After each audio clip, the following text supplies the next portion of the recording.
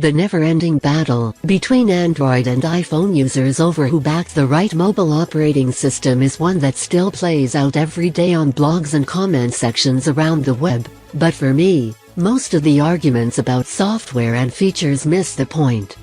Before we go any further, yes, I know a whole bunch of you disagree, and you're more than welcome to eloquently put forward your points in the comments. But focusing on the feeds and speeds elements, that is, hardware and features above all else, isn't the only way to think about choosing your phone. When both platforms were still new on the market, weighing up the features and handset differences made a lot of sense.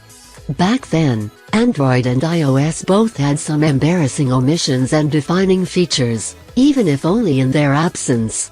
Remember how you couldn't cut and paste on iOS for the longest time? Now, however, most phone ranges have reached a point of feature parity if you line them up alongside a similar price or spec handset. What that means is that you don't need to choose between having a camera phone, one that holds all your music, or even nowadays water resistance.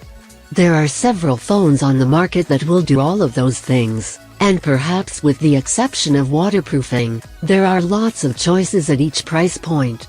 Nor do you need to choose between Android and iOS because of the availability of your favorite apps and games. Sure, you won't find every single one on whichever platform you choose, but you'll find something that's pretty similar at the very least. The defining factors? So with a parity of hardware features, similar functionality, and the same sort of apps available, choosing between Google and Apple comes down to the less direct factors for me. For example, the way in which Apple locks down its ecosystem to ensure a vice-like grip means that it has fewer security issues, in theory, but it comes at the cost of openness and freedom. It comes at the cost of allowing users to do whatever they like with the phone they just purchased for hundreds and hundreds of dollars. I'm no developer, but given the option of supporting an open-source initiative where many different companies can make hardware and contribute to the platform's general direction is a much safer bet to me than backing a company that notoriously doesn't let you do what you like with the hardware and software, but provides a simpler experience as a result. No one can argue that part of the iPhone's appeal is the simplicity of the range. There are just a few different models to choose between. How long for remains to be seen. What this means, however, is that once Apple decides to do something, the user really has no choice in it. A very obvious case in point for the iPhone would be the removal of the headphone jack, or more recently again, the removal of all sorts of popular features from its MacBook Pro range, including the MagSafe connector and full-size USB ports. Apple usually times such removals well. Consider the removal of the CD drive with the introduction of the MacBook Air, but that doesn't change the fact that buyers no longer have the choice but to comply if they want to continue using Apple hardware and software. If they don't, they'll need to repurchase all their content and apps on a different platform, which for many people is entirely unthinkable.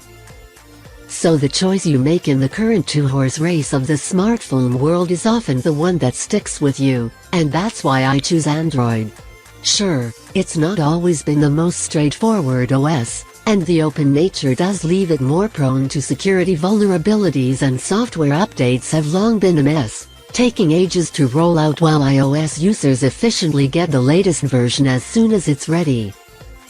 But for me, it comes down to two factors: percentages and attitude. No multinational corporate like Apple or Google can be considered altruistic or building products for anything except shareholder profit, and that's fine, but Apple's its magical and fastest, best, biggest, brightest way of marketing its products just doesn't hold any appeal. It's that feeling of someone trying to convince you of something you know isn't true. You might sit there and nod because you're fearful they're crazy, but it doesn't change what you know to be true. It just makes you trust that person less. In this case, that person, for me, is Apple. The attitude that every single aspect of their handsets are nothing like anything else that has ever existed is just too much to take. The second factor, percentages and likelihoods, is simply this: Apple is the only hardware and software maker for the iPhone. Android has hundreds of options available. Don't like your current phone? There are a whole lot of other ones to choose from. When Apple does something its users don't like, again, its users have no choice but to suck up the changes or reboot their entire digital life on a different platform. So, for me, choosing an Android phone instead of an iPhone each time the option arises has become a no-brainer. Why would I want to choose a phone from a company that restricts what I do with it, removes features when it wants and markets it to me like I've never seen a phone before? Exactly, I wouldn't. You might though, and that's fine.